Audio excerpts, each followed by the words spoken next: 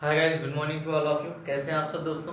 तो हम लोग स्टार्ट करने वाले हैं एक नया सब्जेक्ट। हमने कहा था कि आपको इस चैनल पर आयुष मैथ्स पर आपको लगातार क्लासें मिलेंगी और इसमें मैथ्स, रीजनिंग और हमने कहा था साइंस की क्लास आपको प्रोवाइड कराई जाएगी। तो साइंस की क्लास के लिए आज हम उपस्थित हुए हैं और उसमें हम लोग पढ़ने वाले हैं एक नया चैप्टर फिजिक्स। सबसे पहले पढ़ेंगे और फिजिक्स में हम लोग सबसे पहले पढ़ने वाले हैं आपका मोशन, जो कि मोस्ट इंपॉर्टेंट चैप्टर है। आपने लगातार देखा होगा कि रेलवे या एसएससी लगातार इस चैप्टर से क्वेश्चन पूछता रहा है। तो इसलिए आप सबका स्वागत है इस चैनल पर। मैं आयुष यादव आप सबका आयुष मैथ्स पे स्वागत करता हूँ। चलिए तो स्टार्ट करते हैं और नया चैप्टर, नई जर्नी एक प्रकार से, यानी नया सब्जेक्ट। अभी तक हम आपको लगातार मैथ्स और रीजनिंग प्रोवाइड करवा रहे थे, लेकिन अब आपको लगातार इस पर, क्योंकि आगे आने वाला जैसे एग्जाम आपका है ग्रुप डी, और ग्रुप डी के बाद आपका लगा हुआ है सीबीटी 2 मेंस। इन सभी एग्जामों के लिए एसएससी भी लगातार लगा है। तो इन सभी को ध्यान में रखते हुए आपको अब यहाँ पर साइंस प्रोवाइड कराई जाएगी और साइंस में आपको मैथ्स, फिजिक्स और केमिस्ट्री आपको मिलती रहेगी। ओके, तो चलिए और शुरुआत करते हैं इस चैप्टर की। मोशन, सबसे पहले हमने कहा कि आपको यहाँ प्रोवाइड कराया जाएगा मोशन। और मोशन यानी rest, rest and motion, rest and motion. तो हम इसको कहेंगे विरामावस्था, विरामावस्था और गति की अवस्था। तो हम लोग बात करने वाले हैं रेस्ट एंड मोशन की। यहाँ पर पूरा का पूरा हम पूरा कॉन्सेप्ट पढ़ाएंगे, ना कि यहाँ कुछ वन लाइनर यहाँ पढ़ाने वाले हैं। अगर आप लगातार क्लास में बने रहेंगे, आप अंत तक इस वीडियो को देखते रहेंगे, तो आपको पूरा का पूरा कॉन्सेप्ट यानी पूरा बेसिक से हाई लेवल तक हम यहाँ आपको पढ़ाने वाले हैं। इसलिए आप सब पूरी की पूरी क्लास आप लास्ट तक देखें, उसके बाद खुद कमेंट करके बताएंगे कि हाँ इस चैप्टर में आपको कैसा लगा, कॉन्सेप्ट कैसे लगे, चीजें कैसे समझ में आई, इन सारी चीजों। क्योंकि हम यहाँ पर कोई भी डिफिनेशन को डायरेक्ट लिखाते नहीं वन लाइनर, सभी के सभी आपको यहाँ पर कॉन्सेप्ट समझाया जाएगा। ओके, तो चलिए और इस चैप्टर में सबसे पहले हम आपको यहाँ एक ग्राफ के द्वारा इस चैप्टर की शुरुआत करते हैं। और इस ग्राफ में आप देखेंगे, इस ग्राफ में आपसे एक छोटा सा प्रश्न है। ये एक्स एक्सिस है और ये वाई एक्सिस है। ये लिखा है पोजीशन, किसी कार या किसी व्यक्ति की पोजीशन हम यहाँ पर रिप्रेजेंट करते हैं, यानी स्थिति आपको यहाँ दिखाते हैं। और स्थिति ये आपको रिप्रेजेंट करता है टाइम को, किसको, एक्स एक्सिस आप टाइम को रिप्रेजेंट करता है। तो यहाँ पर अगर आपसे कह दिया जाए कि सबसे पहला क्वेश्चन यही है कि इस ग्राफ को हम किस नाम से जानेंगे, यानी इस ग्राफ को हम पढ़ेंगे क्या। पढ़ने का मतलब यह है कि पोजीशन, पोजीशन टाइम ग्राफ इसको हम कहेंगे, या फिर इसको हम टाइम पोजीशन ग्राफ कहेंगे। इसको हम टाइम पोजीशन कहेंगे या फिर पोजीशन टाइम ग्राफ कहेंगे। ये आपसे प्रश्न है, आप कमेंट करके बता सकते हैं सबसे पहले कि पोजीशन टाइम ग्राफ या टाइम पोजीशन ग्राफ, इसको क्या कहेंगे। क्योंकि कुछ लोगों के मन में डाउट होता है, जब भी ग्राफ आता है, या जरूरी नहीं कोई ग्राफ आपको बनाकर दिया जाए, हो सकता है कि ग्राफ में लैंग्वेज लिख कर आए कि पोजीशन टाइम ग्राफ है या टाइम पोजीशन ग्राफ है, तो आप किस को किस एक्सिस पर लिखेंगे, इस बात को यहाँ जानना है, समझना है। तो चलिए आपको ये ध्यान रखना है कि जो भी वर्ड पहले लिखा जाए, जैसे पोजीशन टाइम लिखा है, तो आपको पहले वाला वर्ड किस एक्सिस पे लिखना है, वाई एक्सिस पे लिखना है, यानी वाई अक्ष पर लिखना है। और टाइम जो बाद में लिखा उसको आपको एक्स एक्सिस पे रिप्रेजेंट करना है, यानी इस ग्राफ को हम क्या कहेंगे, पोजीशन टाइम ग्राफ क्या कहेंगे। तो जब लैंग्वेज में लिखकर कभी ऐसी बात आए तो आपको इस चीज को ध्यान रखना है कि कैसे आपको ग्राफ बनाकर वहां पे सवाल को सॉल्व करना है। ओके, चलिए आगे चलते हैं। तो पूरा का पूरा कॉन्सेप्ट हम लोग मोशन में पढ़ने वाले हैं, प्रीवियस ईयर भी सॉल्व करने वाले हैं, जो भी क्वेश्चन यहाँ पर आए हैं लगातार। तो चलिए और देखते हैं। आज का पहला या पहली डिफिनीशन ही हम लोग पढ़ने वाले हैं ग्राफ के द्वारा। और ग्राफ में हम लोग समझते हैं एक एक चीज को, क्योंकि यहाँ पर हम कुछ डायरेक्ट लिखाने वाले हैं नहीं। तो ये वाई एक्सिस और ये एक्स एक्सिस है। ये पोजीशन किसी व्यक्ति, वस्तु या कार, मान लेते हैं कोई कार है जिसकी पोजीशन ये रिप्रेजेंट करता है, स्थिति यहाँ दर्शाता है। और ये टाइम है, ये क्या है, टाइम यानी समय।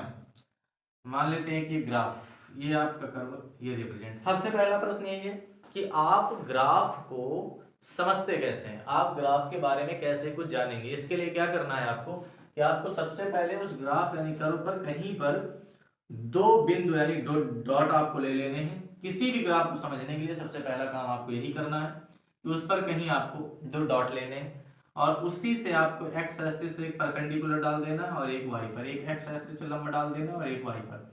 तो यहाँ से एक बात समझ में आ जाएगी, ये जो लाइन है आपकी, ये आपको एक्स एक्सिस जो है समय को रिप्रेजेंट करता है, यानी अगर इस पे आगे बढ़ते रहे इसका मतलब ये है कि समय आपका बढ़ रहा है। और ये वाई एक्सिस आपकी पोजीशन को रिप्रेजेंट करता है, इसका मतलब अगर आप इस पे लगातार आगे चेंज हो रहे, बदल रहे हैं, आगे बढ़ते रहे, तो इसका मतलब आपकी पोजीशन बदल रही है। ओके, तो यहां से हम ये देख पा रहे हैं कि कोई भी वस्तु थोड़ी कुछ समय में यहाँ पर थी, ये समय आपका यहाँ है, समय मान लेते 10 बजे है और थोड़ी देर बाद ये समय यहाँ आ गया, मान लेते हैं 11 बज गए।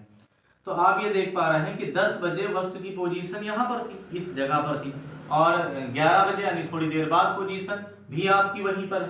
तो कहने का मतलब ये है कि पोजीशन आपकी वहीं पर बनी हुई है, स्थिति आपकी बनी हुई, लेकिन समय आपका क्या हो रहा, बदल रहा। किसी वस्तु की पोजीशन में कोई चेंज नहीं आ रहा, पोजीशन नहीं बदल रही, लेकिन आपका समय देख पा रहा है कि समय क्या हो रहा, चेंज होता जा रहा है, टाइम आपका चेंज होता जा रहा है। तो आप इस अवस्था को क्या कहेंगे, यही प्रश्न है आपका कि इस पोजीशन का, इस तरह किसी वस्तु की स्थिति को क्या दर्शाएंगे, क्या कहेंगे, किस नाम से जानेंगे, क्या ये रेस्ट में है या मोशन में है। अगर वस्तु की स्थिति में कोई बदलाव नहीं हो रहा, लेकिन समय चेंज होता जा रहा है, टाइम चेंज हो रहा, तो इस को हम कहेंगे कि वस्तु किस अवस्था में है, तो ये वस्तु रेस्ट की अवस्था में है, यानी विरामावस्था में है। किसमें है, विरामावस्था में है यानी रेस्ट की अवस्था में। क्लियर है। तो इस चीज को अब आप डेफिनेशन यानी वर्डों में लिख सकते हैं कि विरामावस्था क्या होता है, यानी समय के साथ अगर किसी वस्तु की पोजीशन में, स्थिति में कोई बदलाव नहीं होता, तो उसको हम क्या कहेंगे, रेस्ट में यानी विरामावस्था में। तो इस बात को डायरेक्ट लिखने के बजाय अगर हम ग्राफों के द्वारा ऐसे समझे तो एक एक बात आपकी यहाँ क्लियर होगी, कभी कोई डाउट नहीं आने वाला। इसलिए आपको लगातार इस क्लास में बने रहना है और लास्ट तक देखना है। उसके बाद आप बताइएगा कि आपको ये क्लास कैसी लगी, मोशन आपकी समझ में आया कि नहीं आया। ओके, तो चलते हैं आगे। और आप ये समझ गए होंगे कि रेस्ट या विराम में कब होती है वस्तु, यानी पोजीशन में चेंज ना है, लेकिन समय आपका बदलता रहेगा, तो वह वस्तु किसमें कहलाएगी, तो उस वस्तु को हम कहेंगे यह वस्तु आपकी किस अवस्था में है, रेस्ट में। किसमें है, रेस्ट में है। आगे चलते हैं और अगली डिफिनीशन यहां से समझते हैं। तो यहां से रेस्ट आपकी समझ में आ चुका है, अगली डिफिनीशन की ओर बढ़ते हैं। अगला ग्राफ है आपका ये, यहां पर फिर से पोजीशन, क्या है, पोजीशन यानी स्थिति, और ये है आपका टाइम यानी समय, क्या है, समय, एक्स ये वाई। आपका यहाँ पर एक कर्व है, एक वक्र है, कुछ इस अवस्था में है, इस तरह आपको बनाया गया है ग्राफ। तो आपको ये बताना है कि यह एक कार है या कोई व्यक्ति या वस्तु है, वो उसका ग्राफ इस तरह रिप्रेजेंट किया जा रहा है, प्रदर्शित किया जा रहा है। तो आपको ये बताना है कि ये किस अवस्था में है, विरामावस्था में या गति की अवस्था में। क्या कहेंगे आप ऐसे ग्राफ को, किस नाम से समझेंगे, कैसे जानेंगे।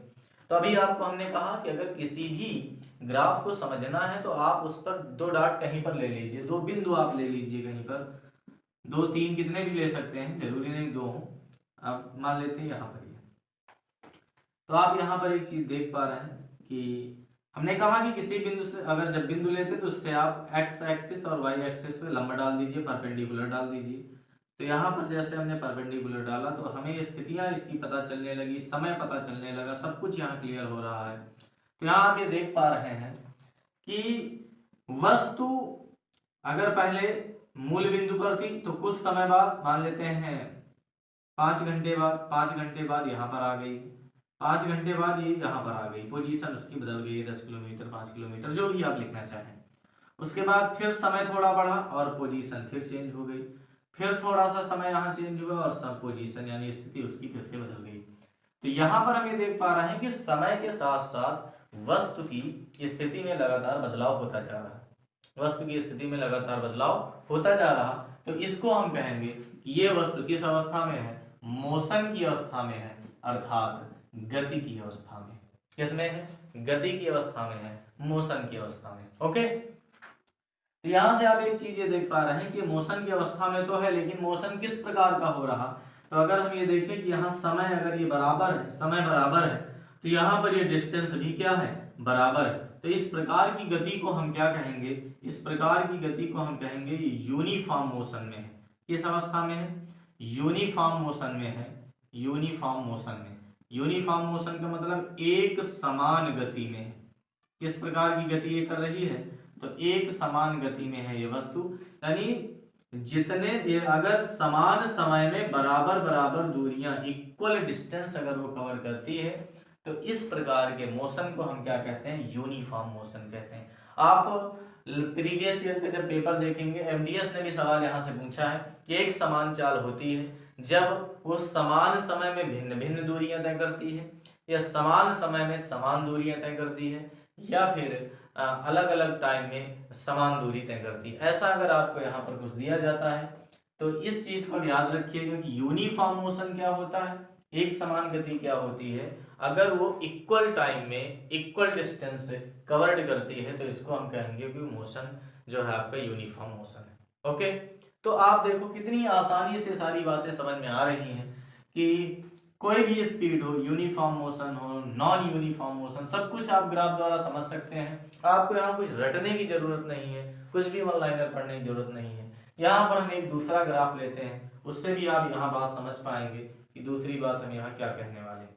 ओके, दूसरी बात, अगला है वाई, ये एक्स, फिर से ये पोजीशन है और ये टाइम है, पोजीशन और टाइम। यहाँ पर कुछ एक ग्राफ ऐसे बना है, आप यहाँ पर ग्राफ देखिए, कुछ ऐसे बना है, ये आपका ग्राफ है। तो आप ये देखें कि ये किस अवस्था में है, तो हम ये देख पा रहे हैं कि अगर ये टाइम है तो टाइम यहाँ थोड़ा अलग है, तो उसने डिस्टेंस अलग कवर की है, फिर टाइम चेंज हुआ है, डिस्टेंस उसने चेंज की है, तो लगातार उसकी पोजीशन बदल रही है, समय बदल रहा है, पोजीशन बदल रही है, तो इसको हम कहेंगे कि ये गति में तो है, लेकिन ये किस प्रकार की गति है, तो नॉन यूनिफॉर्म मोशन है। कैसा है, नॉन यूनिफॉर्म मोशन है। किस अवस्था में है, यानी असमान गति में है वस्तु।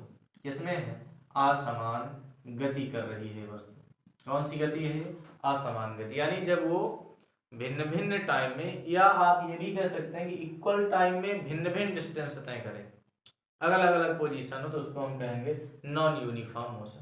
क्लियर है, तो इस चीज को आपको ध्यान रखना है कि इससे सवाल डायरेक्ट पूछा जा चुका है, इसलिए आपको इसे ध्यान रखना है अच्छे से। यूनिफॉर्म मोशन क्या होता है, अगर वो इक्वल टाइम में इक्वल डिस्टेंस कवर करती है तो यूनिफॉर्म, अगर इक्वल टाइम में वो भिन्न यानी डिफरेंस डिस्टेंस कवर करती है तो उसका होगा नॉन यूनिफॉर्म। क्लियर है, तो इस चीज को आपको ध्यान रखना है। आगे चलते हैं और इसमें आगे बातें समझते हैं। तो आप इस चैनल पे लगातार बने रहिए, क्योंकि अब आपको यहाँ पे ये पूरा का पूरा फिजिक्स कवर किया जाएगा, और बेसिक टू हाई लेवल, इस चीज को आपको ध्यान रखना है। यहाँ पर पूरी की पूरी फिजिक्स आपको मिलने वाली है और लगातार मिलेगी, क्योंकि आगे एग्जाम भी आपके लगे हुए हैं, ग्रुप डी जैसे एग्जाम, तो उन सब में फिजिक्स काफी क्वेश्चन आते हैं, तो फिजिक्स बायो, तो इसलिए आपको लगातार अब साइंस यहाँ पर मिलती रहेगी। चलिए आगे बढ़ते हैं, अगली पोजीशन क्या है।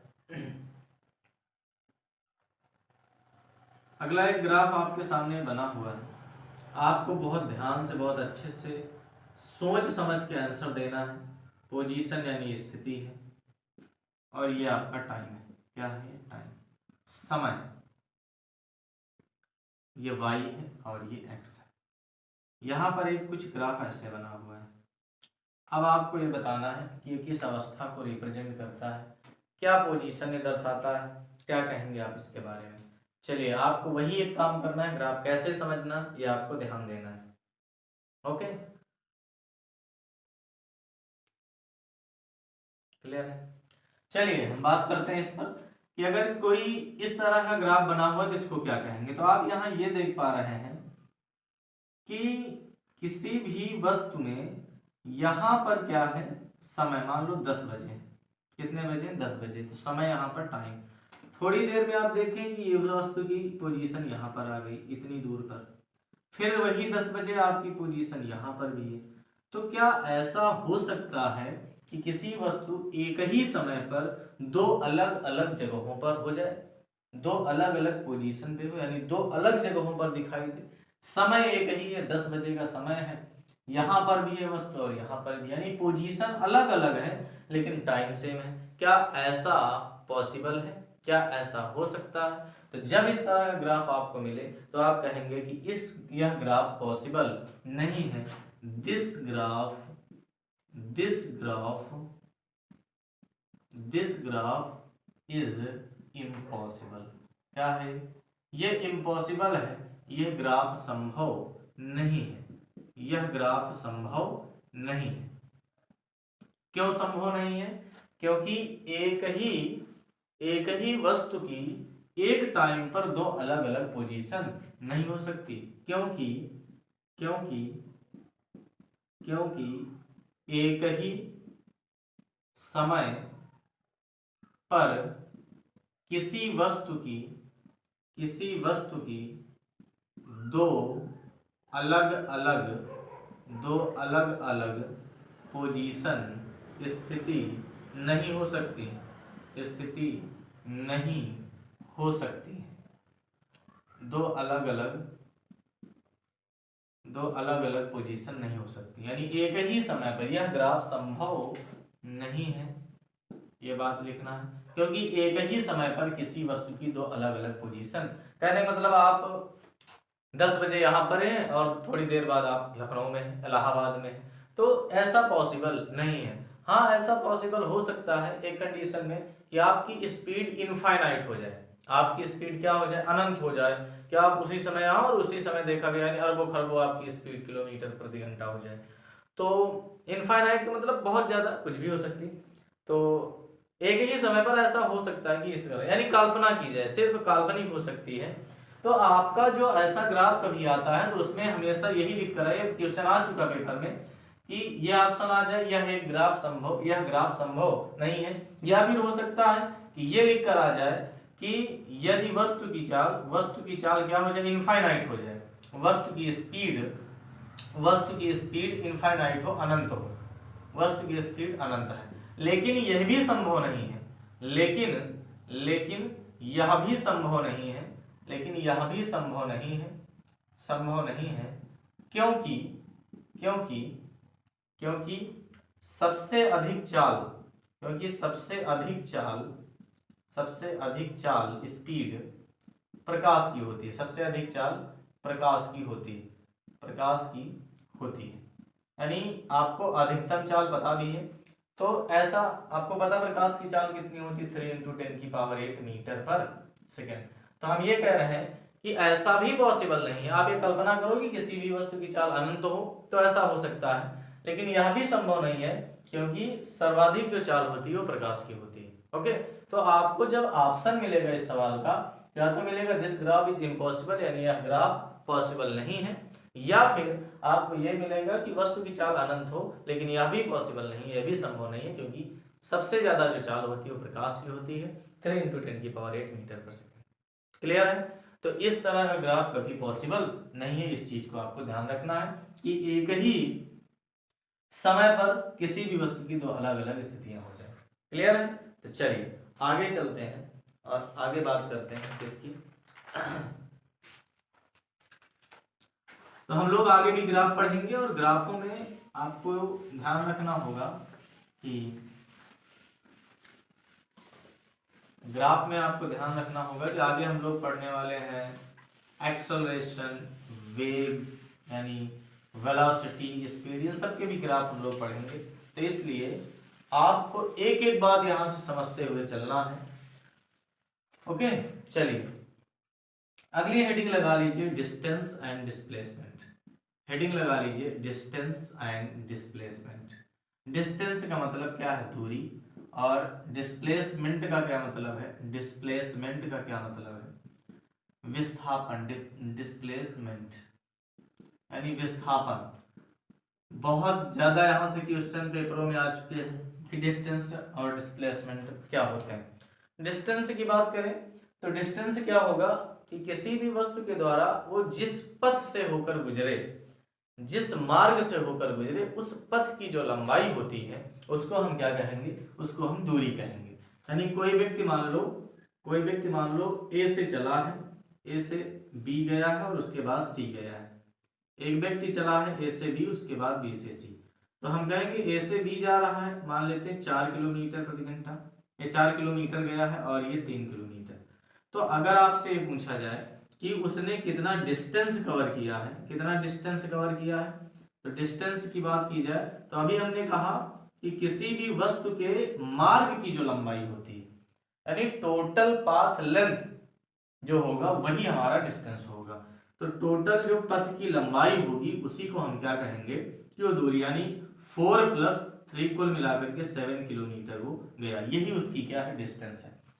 लेकिन डिस्प्लेसमेंट की अगर बात करें तो डिस्प्लेसमेंट बड़ा इजी, अगर यहीं पर हम आपसे कहें कि किन्हीं दो बिंदुओं या फिर इसके बीच की इनिशियल और जो फाइनल आपका पॉइंट है, इनके बीच की जो मिनिमम डिस्टेंस है ये होगी, ये कौन सी डिस्टेंस होगी, मिनिमम, न्यूनतम दूरी जो होती है उसको हम डिस्प्लेसमेंट कहते हैं।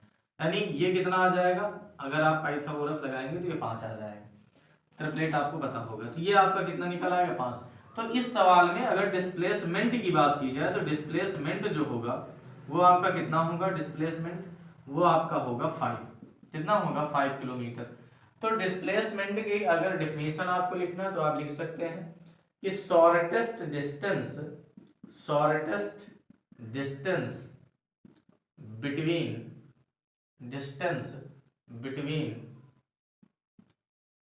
फाइनल पॉइंट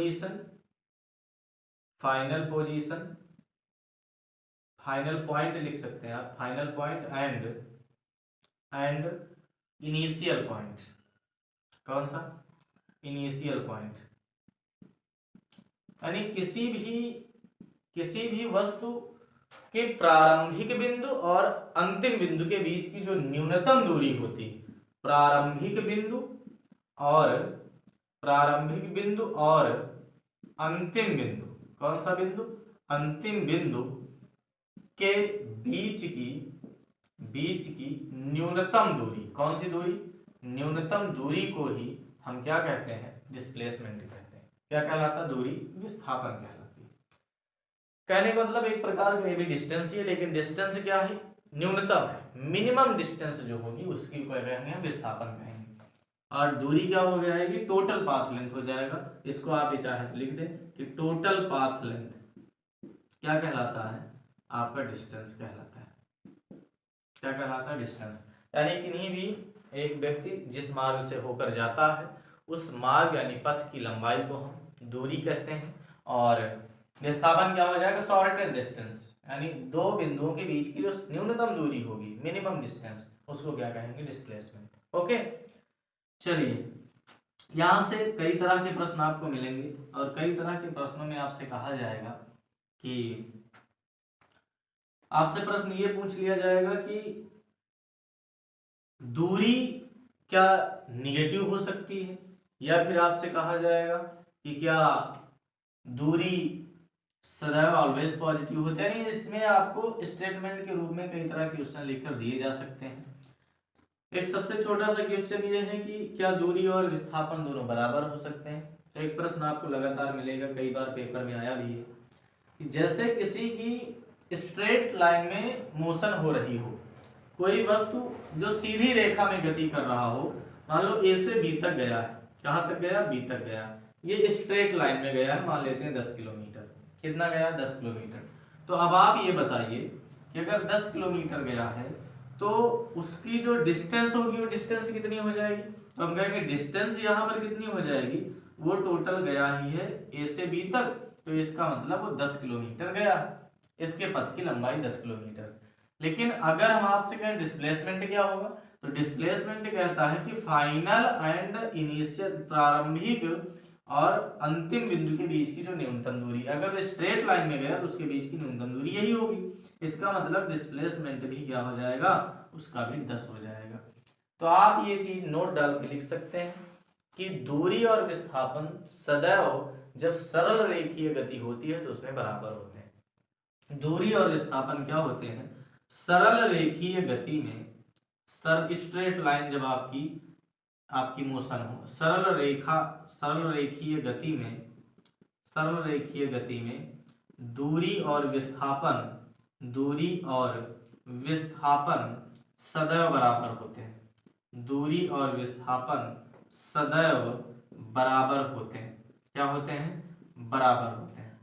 तो आपसे जब भी सवाल हो सकता है पूछा जाए कि किस कंडीशन में डिस्टेंस एंड डिस्प्लेसमेंट बराबर होंगे, तो जब स्ट्रेट लाइन में मोशन हो, जब सीधी रेखा में गति हो तो उसमें हमेशा डिस्टेंस और डिस्प्लेसमेंट क्या होते हैं, बराबर होते हैं। क्लियर है? चलिए आगे चलते हैं और अगली बात क्या समझते हैं।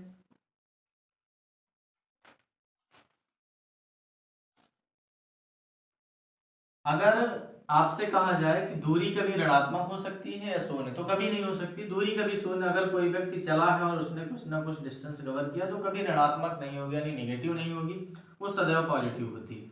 तो दूरी जो है, दूरी क्या है, यह सदैव पॉजिटिव होता है, यानी धनात्मक। ये सदैव पॉजिटिव होती है। क्या होती है? पॉजिटिव होती है।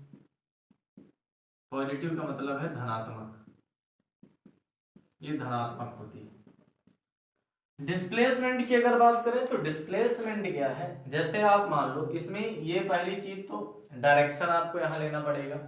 यहां एक अदिश राशि है, इसमें केवल आपको परिमाण की आवश्यकता पड़ती, लेकिन इसमें आपको डायरेक्शन, इसमें आपको केवल परिमाण की आवश्यकता पड़ती है और इसमें आपको परिमाण के साथ साथ आपको डायरेक्शन की भी जरूरत पड़ेगी। विस्थापन का मतलब है आप किस दिशा में जा रहे हो, ये भी आपको ध्यान रखना है। जैसे कोई व्यक्ति ए से चला है और 10 मीटर गया, तो आप ये मान लो कि इधर पॉजिटिव है, क्या है, पॉजिटिव है, और वापस आकर के यहीं पर फिर रुक गया, तो इसकी अब बताओ विस्थापन कितना हो जाएगा। तो इसका प्रारंभिक बिंदु ये था और अंतिम बिंदु भी कहां पर है, ए ही है। तो प्रारंभिक बिंदु और अंतिम बिंदु के बीच की न्यूनतम दूरी तो 0 है, इसका मतलब विस्थापन आपका 0 भी हो सकता है। लेकिन अगर यहीं से ये अब अपोजिट डायरेक्शन, पहले ये पूर्व दिशा में जा रहा था और यहां से अब वो अपोजिट डायरेक्शन में जाने लगा, तो इसको हम कहेंगे अब ये निगेटिव लेंगे, क्योंकि एक तरफ आप पॉजिटिव लीजिए तो दूसरा डायरेक्शन में आपको निगेटिव लेना पड़ेगा। तो आपको पता है कि एक्स एक्सिस या वाई एक्सिस में अगर इधर पॉजिटिव होता तो इधर निगेटिव, इधर पॉजिटिव इधर निगेटिव, ये होता है, आपको ये बातें पता है। तो अगर जब अपोजिट डायरेक्शन में जा रहा है तो निगेटिव। अगर मान लें कि 5 मीटर गया, अब आप ये देख पा रहे हैं कि अंतिम बिंदु यहाँ है और प्रारंभिक यहाँ, इनके बीच की जो डिस्टेंस है वो 5 है, लेकिन क्या है, माइनस की, कितना, अपोजिट डायरेक्शन में माइनस का, यानी 5 जो है सिर्फ ये बताता है कि परिमाण आपका इतना है, लेकिन माइनस बता रहा है कि विस्थापन है और माइनस का 5। तो यहाँ एक चीज हम ये समझ पा रहे हैं कि आपका डिस्प्लेसमेंट जो है वो 0 भी हो सकता है, पॉजिटिव भी हो सकता है और निगेटिव भी हो सकता है। तो इस चीज को आपको ध्यान रखना है कि ये तीनों चीजें हो सकती हैं, पॉजिटिव निगेटिव, और पॉजिटिव निगेटिव के साथ साथ शून्य भी हो सकता है। तो आप इसमें लिख सकते हैं यह पॉजिटिव, शून्य और निगेटिव 0 होता है। क्या होता है, पॉजिटिव भी होता है, निगेटिव भी होता है और 0 भी होता है। ओके, तो इस चीज को आपको ध्यान रखना है। डिस्प्लेसमेंट तीनों चीजें हो सकती हैं, लेकिन जो डिस्टेंस होगी वो डिस्टेंस सदैव आपकी पॉजिटिव होगी। ओके, यह कैसी राशि है, यह कैसी राशि है, तो यह आपका अदिश राशि है, क्योंकि इसमें डायरेक्शन की जरूरत, स्केलर क्वांटिटी, अदिश राशि है। कैसी है, अदिश राशि है। और इसकी बात करें तो यह एक सदिश राशि है, सदिश राशि यानी वेक्टर क्वांटिटी, सदिश राशि। क्लियर है? तो इस चीज को आपको ध्यान रखना है कि ये सदिश है और ये अदिश राशि है। ओके, तो यहाँ से और भी बड़े अच्छे अच्छे क्वेश्चन आपको मिलने वाले हैं, कुछ न्यूमेरिकल्स यहाँ से आपको मिलने वाले हैं, लेकिन वो न्यूमेरिकल हम लोग कल करने वाले हैं। आज यहीं तक रखते हैं, और जितनी भी चीज़ें आपने अभी तक पढ़ी, इसमें जो ग्राफ हमने आपको बताए हैं या दूरी और विस्थापन के बारे में, आप कमेंट करके जरूर बताएं कि आपको क्लास कैसी लगी। और फिर मिलेंगे कल, तब तक पढ़ते रहिए आप इसी तरह, और अपना ख्याल रखें, ध्यान रखें। Okay, bye bye, take care.